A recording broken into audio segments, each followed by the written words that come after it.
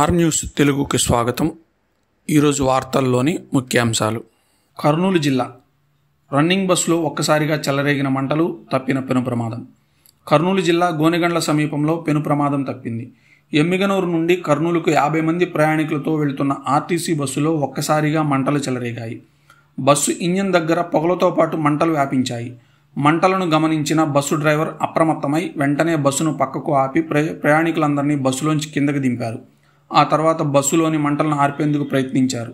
రోడ్డుపై బస్సు తగలబడుతుండటం చూసిన స్థానిక జనాలు వెంటనే అక్కడికి చేరుకొని మంటలు ఆర్పేందుకు బకెట్లతో నీళ్లు చల్లారు. దీంతో మంటలు అదుపులోకి వచ్చాయి. ప్రమాదంలో బస్సులోని ప్రయాణికులకు ఎలాంటి గాయాలు కాకపోవడంతో అంతా ఊపిరి పీల్చుకున్నారు.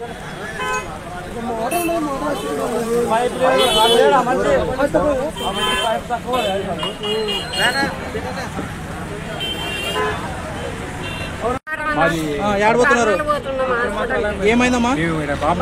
పొగ వచ్చానా ఫస్ట్ బట్టగాలిన వాసన వచ్చాయి. ఏం వాసన వస్తుందంటే అక్కడ ఇక్కడ చూస్తే డ్రైవర్ సీట్ కూడా పొగ నిండిపోయింది. అది చూసి ఇంకా